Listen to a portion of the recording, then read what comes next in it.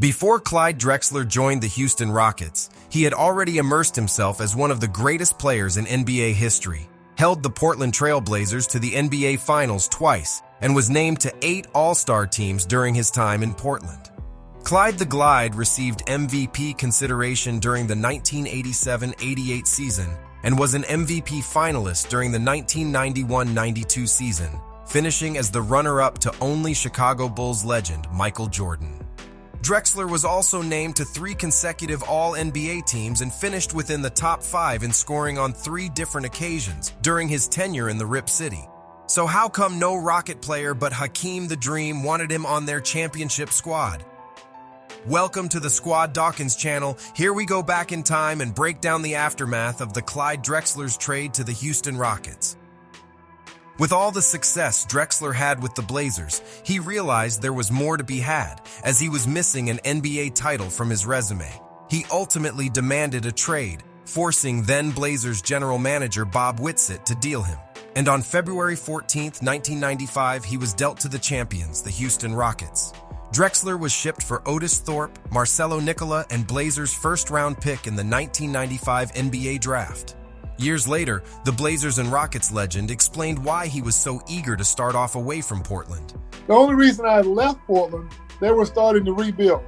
Because after all those great years, I had some injuries on my knee, and they kind of gave up a little bit too soon.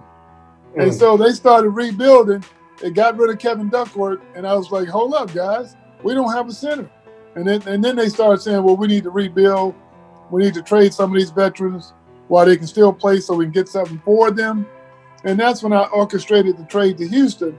But if they had not done that, I would have finished my career there. The thing that everyone forgets about Drexler joining the Houston Rockets is that many of the players not named Hakeem were juiced by the acquisition. Otis Thorpe was our dude. There were a couple of guys that were undecided about the trade and had questions about it. This guy comes in, sits down in our locker room, crosses his leg, reading the Wall Street Journal. When you're mad about a trade, you kind of stay mad. Who is this dude, man? Telling us how to win.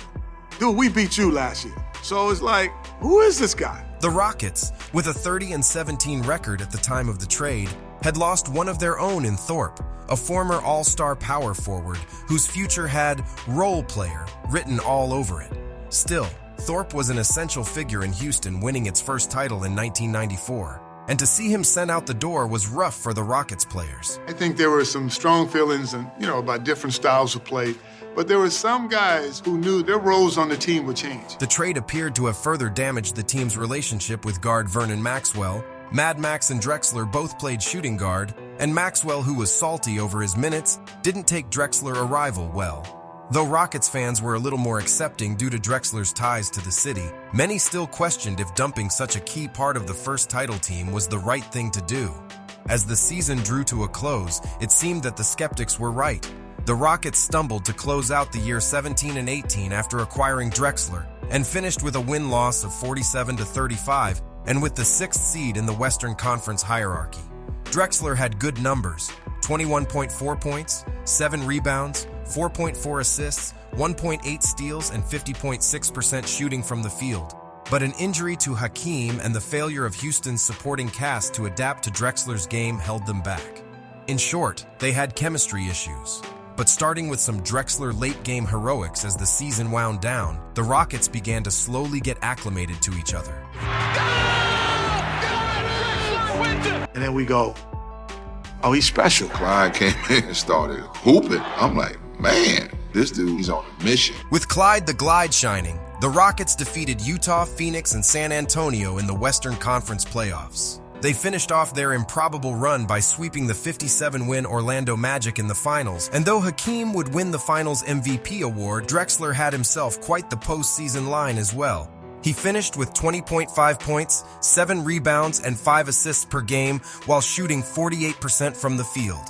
All in all, Clyde was the spark that boosted the 1995 title team. Hakeem was legendary as usual, but this franchise needed every bit that Drexler gave them to come back with that second trophy.